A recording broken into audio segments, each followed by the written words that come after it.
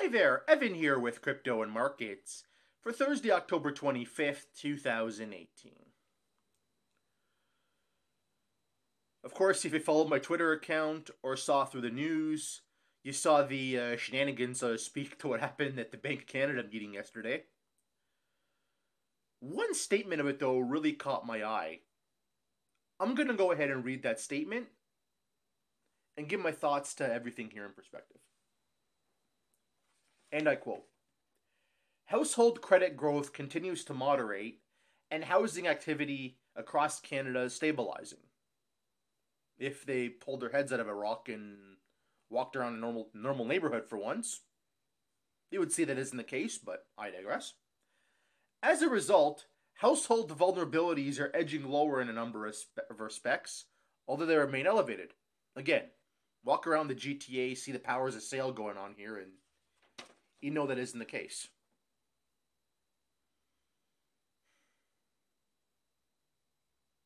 I know there's all this talk about normalization of rates, etc. Here's the way I see it. If we were going to normalize rates,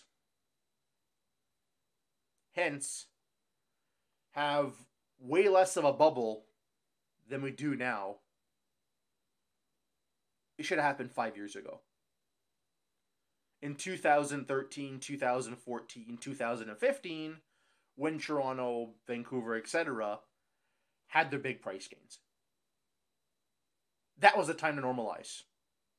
Not now. And again, I know I've harped on this too many times, but the rate cuts in 2015, that caused the blow off. So really, everything that's happening now has been pretty much the Bank of Canada's making. And now they're trying to stuff the genie back in the bottle. Well, the genie's already out and long gone now, so that's really all there is to say. And let's face it, the Toronto and Vancouver bubbles showed the first signs of trouble when the Bank of Canada rate was still at 0.5% and the 5-year was basically half of what it is now.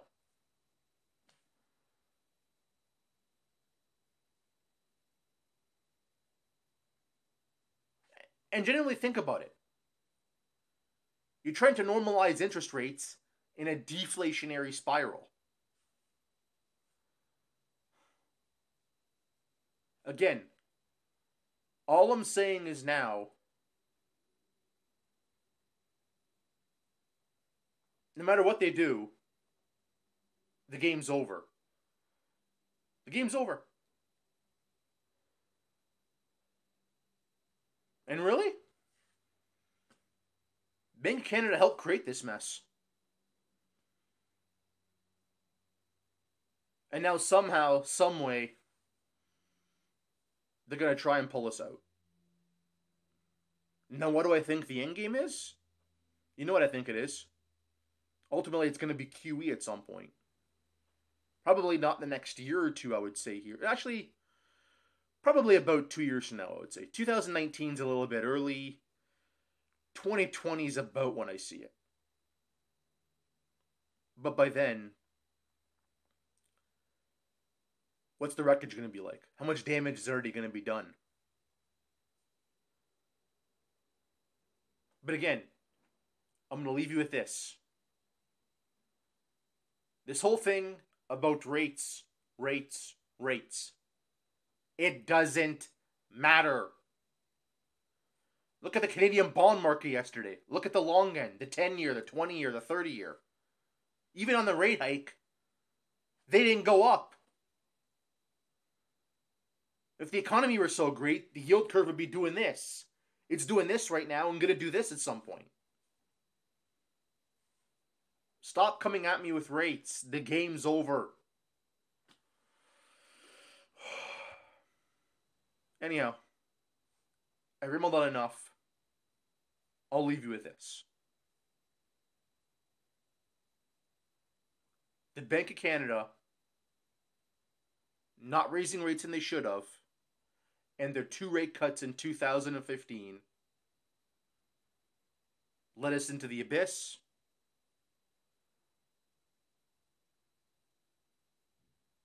And ultimately, they have no idea what's going on. And by the time they do, it's too late. Hit the like button, leave a comment down below, subscribe for more, and most importantly,